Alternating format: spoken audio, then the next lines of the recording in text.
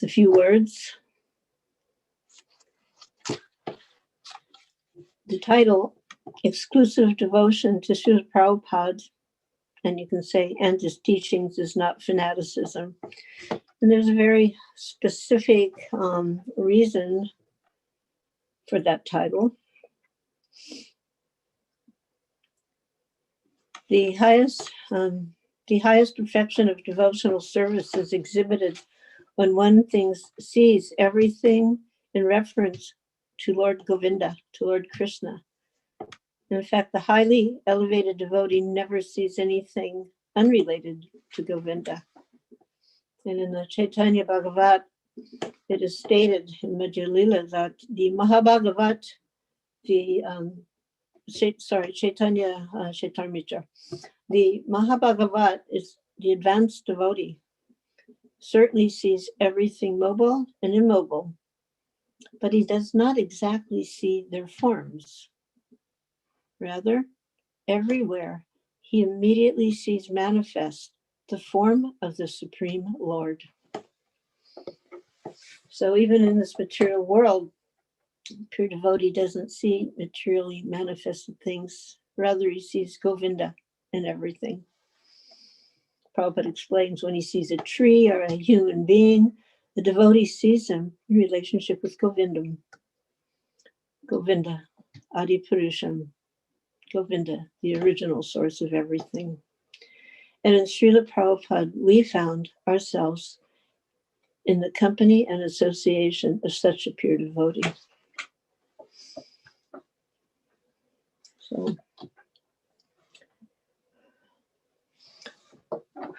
Om Namo Bhagavate Vasudevaya. Om Namo Bhagavate Vasudevaya. Om Namo Bhagavate Vasudevaya.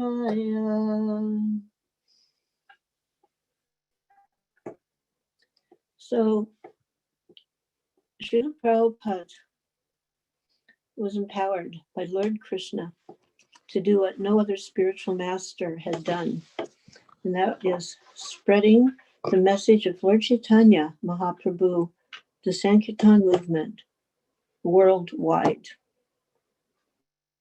Can't be disputed. And it so happens that sometimes persons criticize ISKCON. They criticize ISKCON is too focused on Srila Prabhupada. And they claim that we're narrow-minded or fanatical because of that. In fact, we know and we honor all saintly Vaishnavas. We honor spiritual teachers and seekers of the truth. As members of ISKCON, however, we are bound heart and soul to the teachings of the Bhagavad Gita, Chaitanya Chaitamrita, the Nectar of Devotion, Nectar of Instruction, Sri Upanishad, as taught to us and expounded by Srila Prabhupada, His Divine Grace. So I want to try to express something to this effect to help all of you see the importance of Prabhupada's role in our lives and not become confused or bewildered when confronted with statements such as I just mentioned, like, oh, you're fanatical, you're narrow-minded, there's other teachers. We know that. We know that. We honor them, as you should honor all people who are seekers of the truth, servants of God. But in our case, we are also students of His Divine Grace, Srila Prabhupada. So after the disappearance and departure of Chaitanya Mahaprabhu, there were many saintly acharyas, teachers, who followed in the line and attempted to carry on his message. Just as followers of Srila Prabhupada, we have attempted to carry on his message after his departure in November of 1977. In the case of Mahaprabhu, actually, didn't have the so-called convenience of modern communication and etc. Everything was pretty much word of mouth. There wasn't even a postal system. And even then, somehow the message gradually deteriorated. And the entire Sampradaya, the body of teachings, fell into disarray with Aprasampradayas. Aprasampradayas means like false, or sampradayas that are actually against the spiritual knowledge of the Acharya, in this case Mahaprabhu.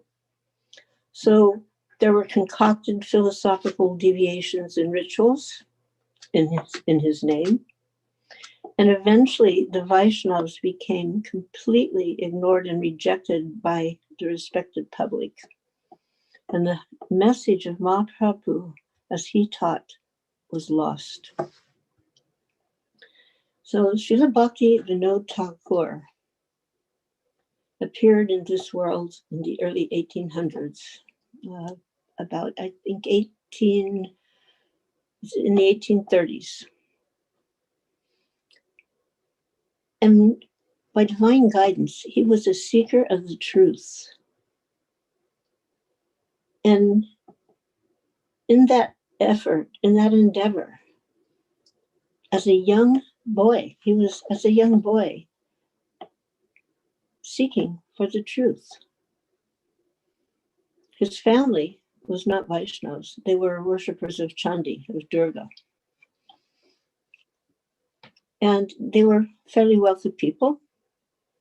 They had a large compound, many servants, many families living within that compound. And it was almost like, a mini village. It was a very large fence or border around the perimeter of the compound, not really a fence, a wall, you could say, retaining wall. And among the different people hired to take care of the facility was what they call chokidar, like a guard. And of the different chokidars, there was one who had a night shift. And he would stand by the front gate to make sure there was no illicit entries. Srila Bhakti Vinod Thakur, as a young boy, Kedarnath, had a room that was on that border, but on the inside, of course. And there was a window, small window. And from that small window, he would call out for the attention of the chokidar, night guard. And it so happened that this particular chokidar, he happened to be a Vaishnav who was acquainted with the teachings of Lord Chaitanya Mahaprabhu. And the young boy, Kedarnath, as he was named, was asking so many questions. And the chokidar could understand this is very uncommon for a young child to be asking these deep questions. And he told him about Lord Chaitanya Mahaprabhu. So that piqued his interest quite deeply. He went on to get married at the young age of 12 years old. His wife was 5. That was a common practice at that time. He described it himself. It was like a dollhouse marriage. You know how kids will play house? Maybe they'll put on their mother's shoes or their father's hat. They play house. Of course, at that age, they didn't immediately live together. So during the time of the young marriage, up until the point he finished his education, he was in Calcutta, he went to school, college. The marriage happened, but not living together at that point.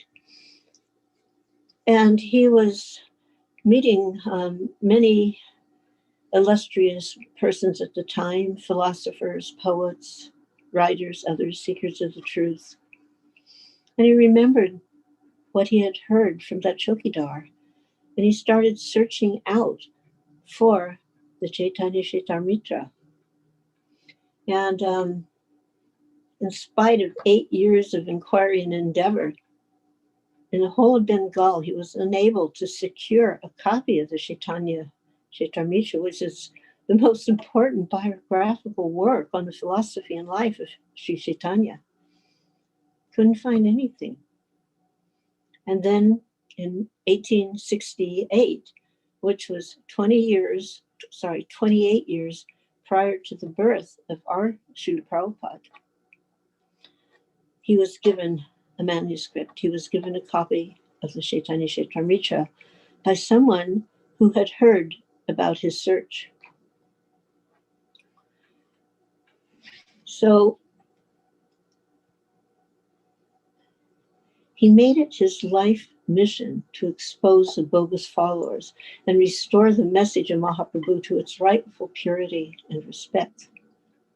And when he got the Chaitanya Charitamrita, he read it and reread it and reread it. And he had what you could say was in a spiritual awakening to the degree that he became fully enlightened about the role and position of Sri Chaitanya Mahaprabhu as being non-different from Krishna, as being the absolute Lord himself. So he came forward and he was presenting the true understanding of Lord Chaitanya Mahaprabhu, and he was speaking strongly against the deviant groups that had distorted and perverted his pure teachings and the practices. As it was at that time, such groups were thought to represent the standard Gaudiya Vaishnavism because they were the only ones that were being heard. And some of these groups expound very sentimental versions of Gaudiya Vaishnavism. They espouse doctrines in which mundane, physically sensual activities between the members were equated with the pure conjugal affairs of Radha and Krishna.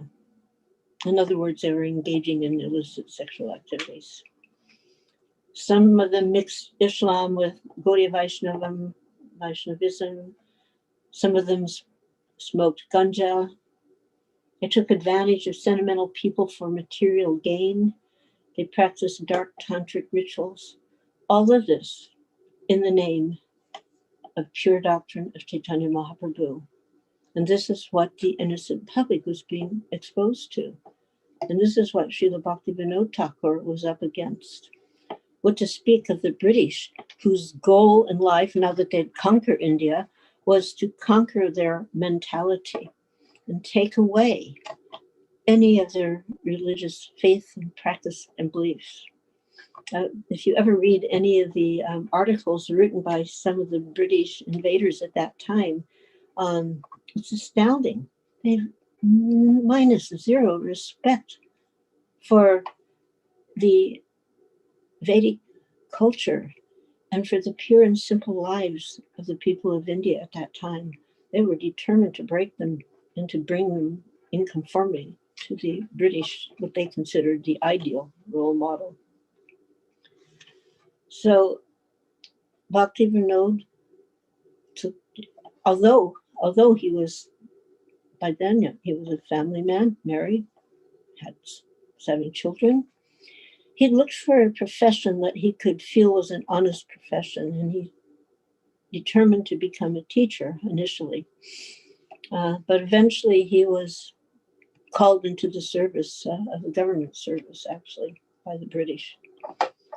But in spite of all his family obligations, his obligations to his employment, etc., he was preaching fearlessly. And he had prayed to Lord Krishna, to Lord Chaitanya, to send a ray of Vishnu, a son, who would help him in this endeavor. And to that effect, Srila Bhaktisiddhanta Saraswati Thakur took birth. And together, the father and son fearlessly preached the glories of the Sankirtan movement far and wide. At a young age, Srila Bhaktisiddhanta Saraswati Thakur had memorized the entire contents of the Gita and could adequately explain each verse. It wasn't like he was just a little parrot. Srila Bhaktivinoda clearly, with a crystal mind, understood the objectivity of Lord Chaitanya's message and mission that my name will be chanted and heard in every town and village throughout the world. Most people at best thought that meant India. But the Thakur Bhaktivinoda, being of broad mind, intellect, and deep devotion, understood that Lord Chaitanya appeared to save the world, not just India. And therefore, the world had to be alerted. Preaching had to go on outside of India. And in 1896, there was a little indication that this would actually happen.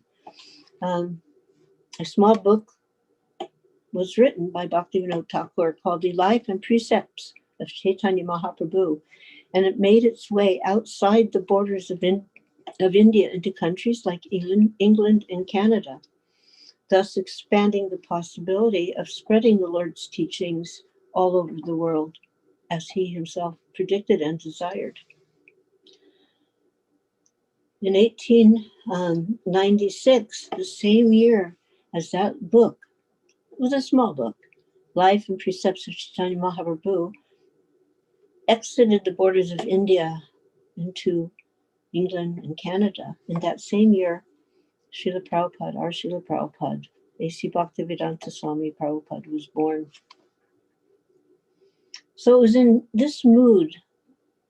this mood of expansive preaching that our Srila Prabhupada entered, ultimately becoming an initiated disciple of Bhaktisiddhanta Saraswati Thakur.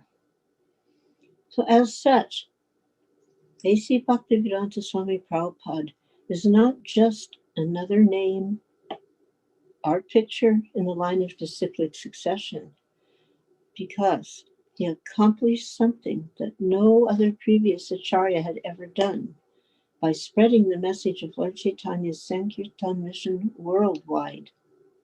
This cannot be disputed.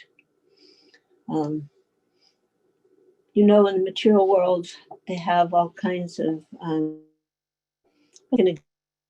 sports. So in the sports, they will have competitions. Even there are sometimes competitions in a spiritual world, but those competitions are meant to glorify and please Krishna. But the material world, the competitions, somebody jumps the highest, runs the fastest, they do something and they set a record. And everybody knows those records are there to be broken.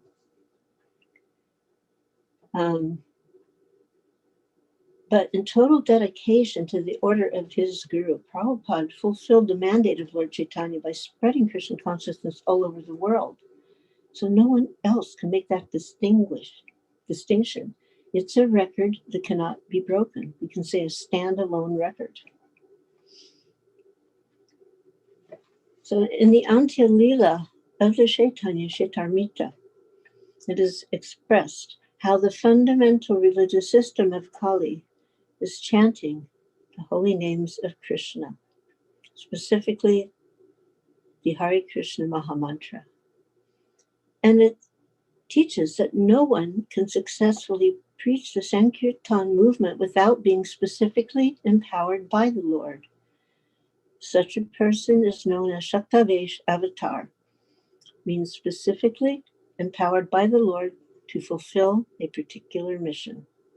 And we can see how Srila Prabhupada did that. An acharya is one who teaches by example. Srila Prabhupada never claimed fame or prestige for his accomplishments, which would in fact take days to elucidate. When asked about his success, he would very humbly and modestly say, if I have done anything, it is that I've always followed the teachings of my spiritual master. I have not deviated. It is by his mercy that there is any success. He was 100% loyal to his spiritual master, as is expressed in the Srimad Bhagavatam by Sri Prahlad in 7th Canto, 9th chapter, verse 28. In that verse, Prahlad Maharaj says, "Oh, my dear Lord, O Supreme Personality of Godhead, because of my association with material desires, one after the other, I was gradually falling into a blind well full of snakes, following the general populace. But your servant, Narada Muni, kindly accepted me as his disciple and instructed me how to achieve transcendence." And here comes the most important part. "Therefore, my first duty is to serve him. How could I leave his service?" So there is so much packed into this beautiful statement, but we'll focus on the beautiful relationship between Prahlad and Narada Muni, his guru. I'm sure everybody is familiar with the story of Prahlad Maharaj, how he was tortured by his own father, and how his own father attempted to kill him in many heinous ways. And throughout all of this, nothing could deviate Prahlad from the service and surrender to his spiritual master, even as his very life was being threatened in ways we can't even imagine. He remained fixed and composed. He didn't go outside seeking advice of ill-informed fools or take to some concocted practice or try to figure out why all this was going on. He wasn't lamenting, "Why me?" None of that. He remained loyal. He remained faithful to the instructions and service of his guru, giving all loyalty to him without deviation. And the same loyalty was exemplified by our Srila Prabhupada in all instances without compromise. So I will give an example that has remained close to my heart. I've several times brought this up. It's remained close to my heart throughout my entire life as a devotee in all circumstances. It was in 1967 in January in San Francisco in July of 67. The situation was that at the end of May, Srila Prabhupada had undergone a tragic health trauma, a stroke. And even though he did not want to go to the hospital, the disciples didn't know what to do. So they brought him to the hospital. And it happened to be the end of May was Memorial Day. So Memorial Day, everybody just leaves the city. They go to some nicer place. If you're in New York City, maybe you'll go to Long Island, you'll go to the Jersey Shore. So nobody was around. Even the doctors weren't there. So he's in this horrible hospital. And ultimately, he could understand that, in his own words, there was nothing they could do that would help him. They're simply poking me and taking my blood. So he said he wanted to leave. He wanted to leave the hospital, and the doctors were aghast. The ones that were there, you'll die. But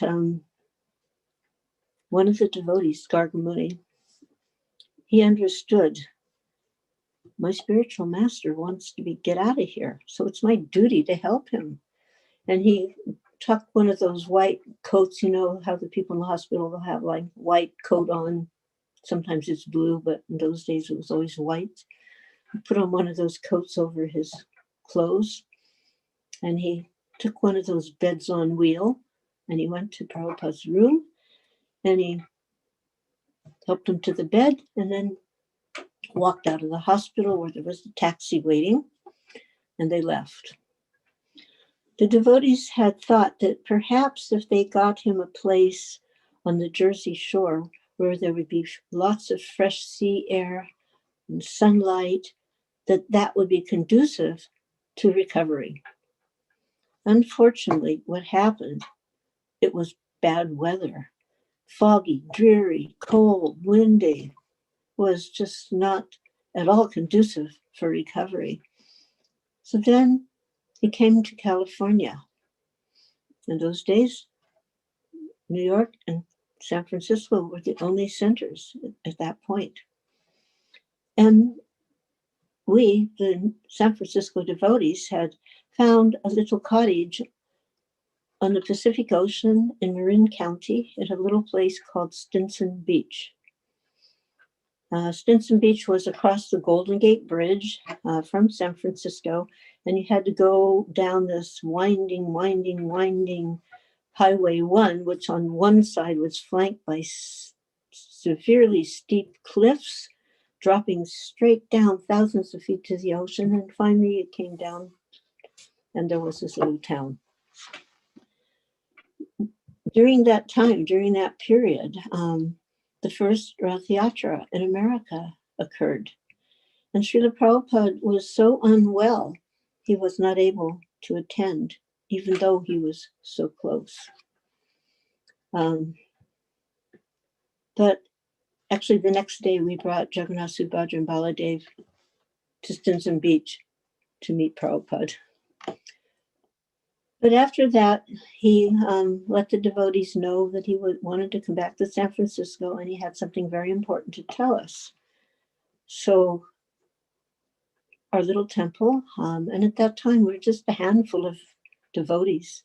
Between New York and San Francisco, there wasn't even 100 devotees, maybe like 75 or something at the max. So our little temple, we called, everybody came together. Prabhupada arrived, and he sat on his dais. We didn't know the word Vyasa sign at that time, so we had made a little platform with a little book holder for him to speak from, and we simply called it the dais. So he was on this little platform, and he announced, we had no idea what was coming. What he announced was that he was going to go back to India to try to recover his health. Now, from the Ayurvedic standpoint, that was a good move, because by the Ayurvedic standards, one can recover more easily in their own place. You're used to the smell, the sights, the sounds, the food, you know the people, they know you. So it's easier to recover. So he made that announcement that he was going back to recover. He says, and then, by Krishna wants, and I will be back. Then he dropped the bombshell. He said, I'm an old man. I may die at any time. I want you, boys and girls, to push on this movement.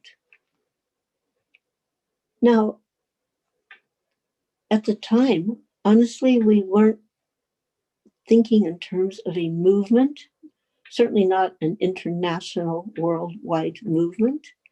So that was one thing. He said, I'm an old man. I may die at any time. Well, certainly we knew he was elderly, but somehow we didn't see him that way. His purity was so overwhelming that he seemed like this extraordinary, bright, effulgent person, which he was, that was ageless. Many of you probably have heard this saying from the 60s that never trust anybody over 30. That was our mood. I remember when this lady came to our temple in San Francisco, she was 37 years old. And we're thinking, what does this old lady want?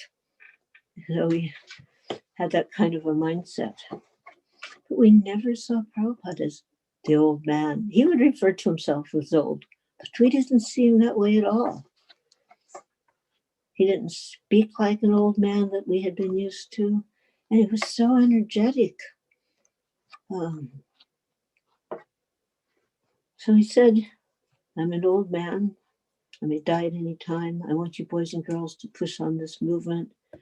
I may die at any time. Well, certainly we knew the mantra by then. Aside from the Hare Krishna Maha Mantra, we knew that other mantra, birth, death, disease, and old age. But we had not experienced knowingly, okay, we were all born, but who remembers that? Very few of us, practically none of us, had experienced disease, at least nothing overwhelming. And death was still a word to us, a word that we had not comprehended and certainly was not a visible part of our life. So when he said that, I'm an old man, I may die at any time, I want you boys and girls to push on this movement, we were stunned to the point of not even being able to speak. There was a moment, like in the Shastastika, a moment seems like 12 years or more. Of course, they're speaking about spiritual ecstasy, but it was like one of those moments that seemed like 12 years or more. Practically, we halted our breathing and we were just intently looking at Srila Prabhupada, at Swamiji sitting on that dais. And he became silent. We were silent. And then one devotee, Mukunda Adhikari at the time, raised his hand and he asked a question to Swamiji. The question was, Swamiji, in your absence, can we ask one of your godbrothers to come and help us? Now we knew originally Srila Prabhupada had written many letters to his godbrothers requesting them to come and help preach the mission of Chaitanya Mahaprabhu. He said people in the West, they're suffering for want of knowledge about Radha and Krishna. Some of them didn't even bother to reply, and those who replied were replying in the negative. Oh, I can't leave Vrindavan. Oh, I have to do this or that. Nobody came, and they didn't even really offer words of encouragement. Now, certainly, we were not trying to replace Prabhupada. That was not even our. What we were thinking was, how are we going to push on this movement? How are we going to do that in his absence? Because when he was present, we were fearlessly going out and preaching. And we could do so with confidence because he was there, either physically there in San Francisco or in New York. If he was in New York, we could write, he would answer. We could even call if it was considered urgent enough. But he was there. What's the saying they have? He had our backs. And we felt his presence and we were empowered. We were emboldened by it. But the thought of him not being there and being designated to push on this movement, we suddenly didn't feel as bold as we thought we had been, as we had been. Therefore, that question was an honest, sincere question. Can someone come and help us in your absence? After the question was asked, Prabhupada sat he always sat quite erect, but he was very erect and very still. And as I was saying, we were literally not breathing, just looking at him. I remember just studying his face to see, catch some indication or some glimmer of what does he want us to do? How does he want us to do this? Can we do this?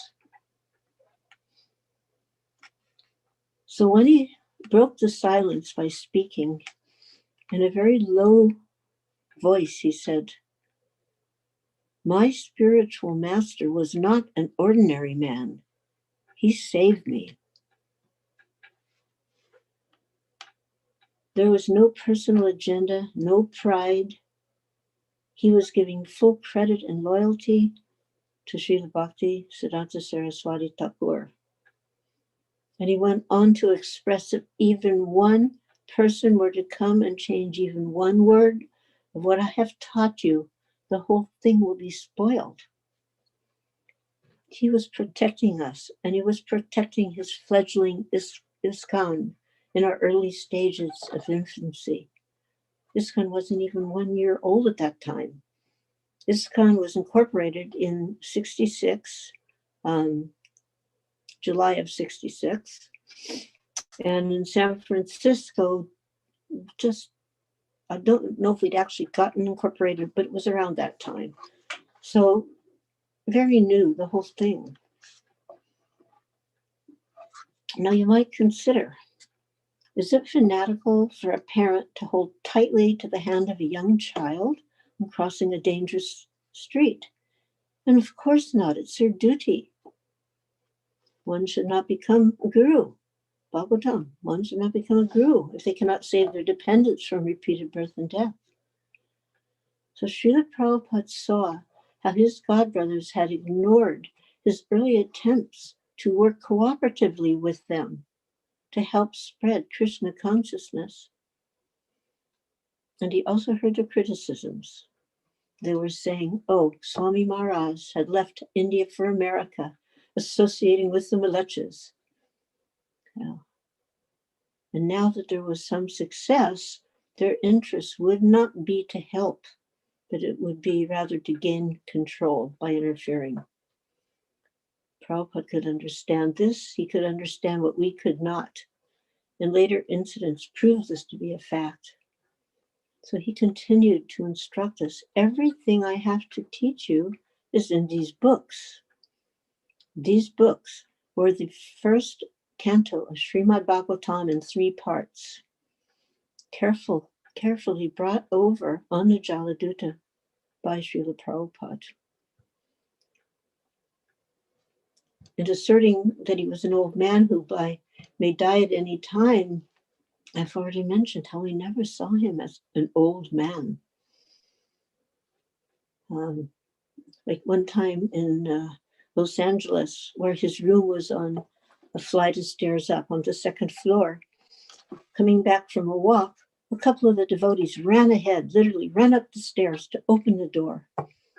And Prabhupada stopped and he commented with a bit of a smile. He said, yes, I would also like to do that, meaning run up the stairs.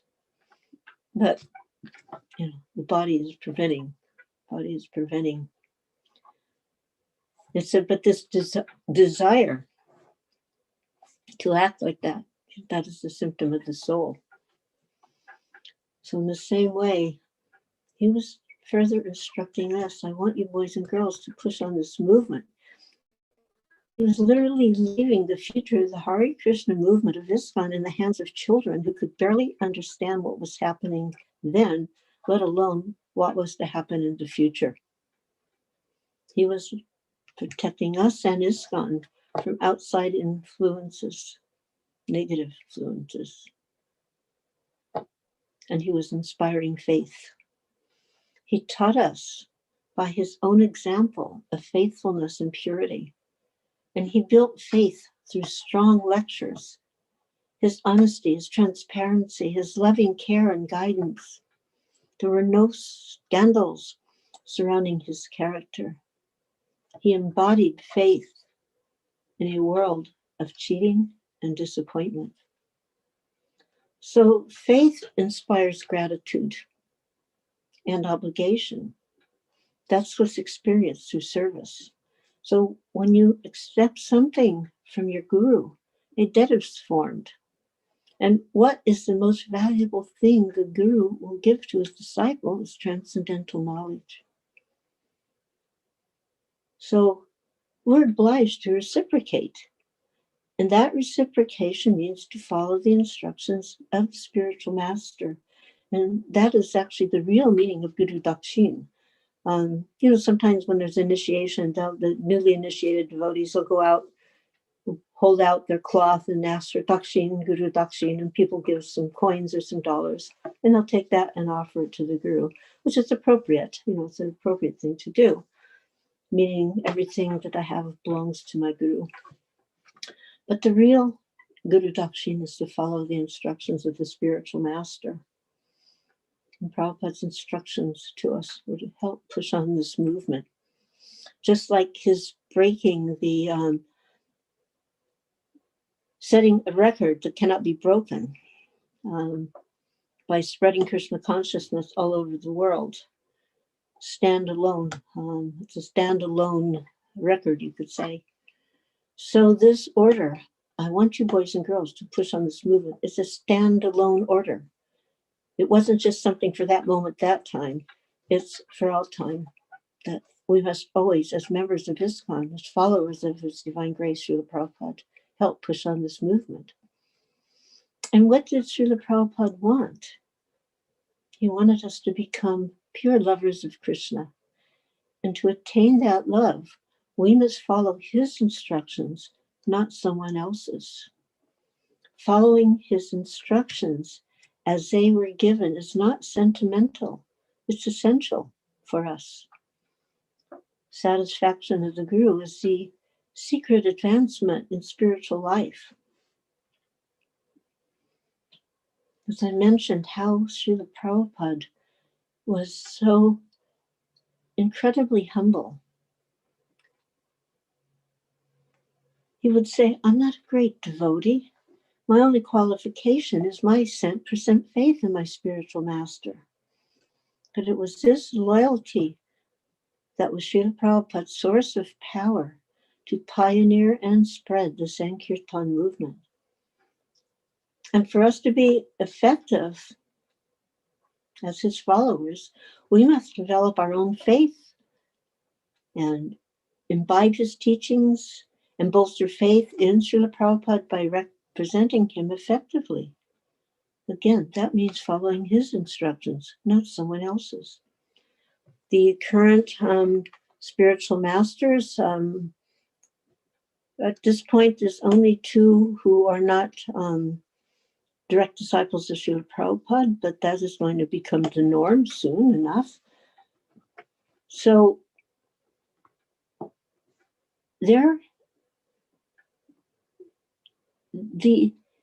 qualification of the current gurus and gurus to follow in the future are the same as the qualification that Srila Prabhupada imbibed, which is to follow the instructions of the spiritual master. Don't add, don't subtract, don't concoct. And that way we can effectively represent Srila Prabhupada. Out of his humility, one time in 1967, in a letter, December 67, he wrote, although I'm officially your spiritual master, I consider all of you as my spiritual master, because your love for Krishna and service for Krishna teach me how to become a sincere Krishna conscious person.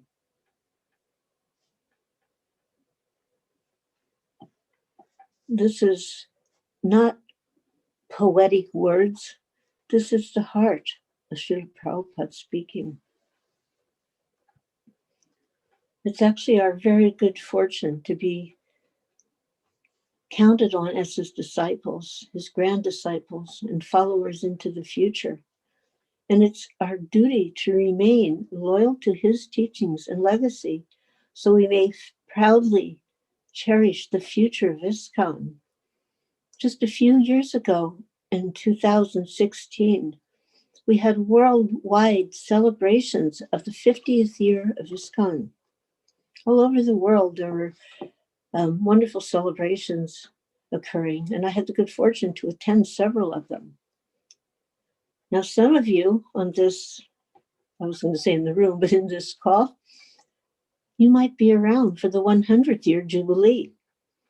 So you should mark these instructive words and remain loyal followers of Krishna, of Srila Prabhupada and his ISKCON mission.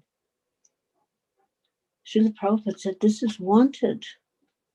And if we do that, Srila Prabhupada will empower anyone who takes to Krishna consciousness with sincere faith and determination, with the ability to carry out this mission, to push on this mission. That is his order. That is his desire. I want you boys and girls. Now we can say men and women, boys and girls, push on this movement. So again, exclusive devotion to Srila Prabhupada and his teachings is not fanaticism. For us, it's essential. So I will take a break at this point. See the time is moving along. I want to ask if there's some questions. I see Akhilananda Prabhu is there. I don't know who else is there, but Akhilananda Prabhu, of course, is Srila Prabhupada's disciple. So I would request you to say a few words. Oh, Hare Krishna, Malati Prabhu. Thank you so kindly for those wonderful healing and inspiring words, and your wonderful example of imbibing those instructions of Srila Prabhupada.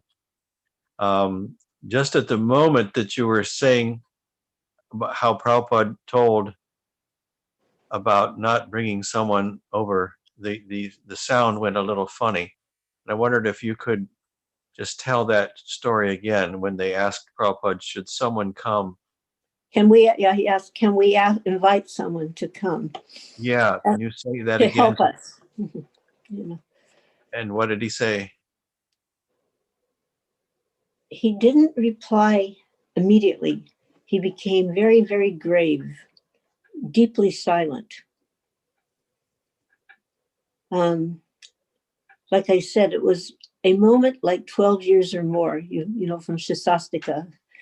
It was feeling like that, like we just are, all activity in our mind ceased, our breathing halted. And we were just, without faltering, our gaze was upon him. And when he spoke, it was in a low voice, and he said, "My spiritual master was not an ordinary man. He saved me." Now we know Prabhupada had tried so hard. If you read the letters, it's heartbreaking because there's no ego there. You come and work for me. Nothing. You come. Together we'll do this. You all know this is what Guru Maharaj wanted. Srila Prabhupada wasn't the only disciple of Bhaktisiddhanta Saraswati to go preach in the West. In fact, he had sent sannyasis to England. Mm. He even financed them. They came back empty-handed. In fact, when we were being sent to England, on the day we were leaving Montreal, we left from Montreal, and we had a private darshan with Srila Prabhupada, and he kind of chuckled and he said, "My Guru Maharaj sent sannyasis, but I'm sending grihastas." But he'd already experienced in New York. It was like largely brahmachari type situation, but in San Francisco we were all married or about to be married, and he saw how much we could do and were willing to do. So he had no hesitation when the idea came up, you know. In fact, I remember he asked Mukunda Maharaj, "So Mukunda, what do you think of this idea of Shamsundar to go to England and meet the Beatles, like the Beatles, you know?" And Mukunda, he was a thoughtful person, and he goes, "Well," and he also knew Shamsundar. They went to college together, Reed College in Portland. He goes, "Well, it just might work." Just might work. That was all Prabhupada needed to hear, and he gave his blessings. We went empty-pocketed. We had to borrow $1,500 just to show at the border.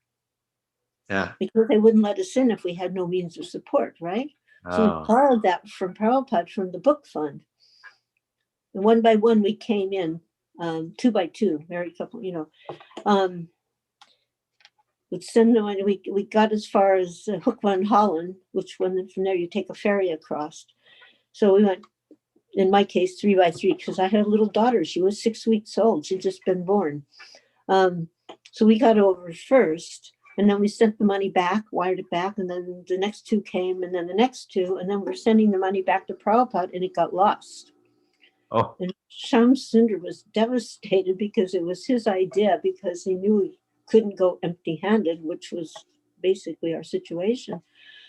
And it was a nice exchange. Prabhupada was trying to console Shyam Sundar, who was, profusely apologetic. And he said, it's not your fault. That was a fifth-class bank. So eventually the money was, recovered and returned. But we went there just as Prabhupada came to America with the order of his spiritual master on his head, in his heart, with that few rupees that meant nothing in this country. And in the same way we went. With that, we couldn't get jobs because we didn't have work permits, and they were very tight on that. Although, of course, you always managed to figure out some way to do something. But what we had that carried us was the trust and faith, our trust and faith in Srila Prabhupada, and his trust and faith in us, his foolish little disciples that were just barely learning how to walk, that we could do something on his behalf. Oh. Oh. Thank you. Thank you. Yes. So,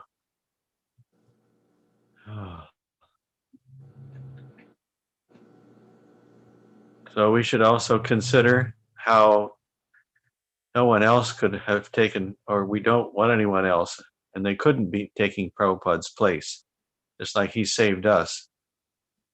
So we wouldn't want anybody to come and try and and it wouldn't be good anyway. So. And then it brings to mind the great value of the first canto of the Srimad Bhagavatam, that all those incredible purports that he wrote prior to coming to America, but it's like he had these looking glasses into the future. Because when you read those purports today, it's like he's speaking at this moment to us in a relevant way. They're timeless. Prabhupada said one time when asked, do you know past, present, future? He says, I only know what Krishna wants me to know. And he said about these books, he goes, I don't write these books. When I pick up my pen to write, Krishna comes and speaks to me, and I simply write what he is dictating. When you think about that, and this vast treasure of knowledge, and it can never be outdated. You're just reading these purports, and they're like, here, now, at this moment.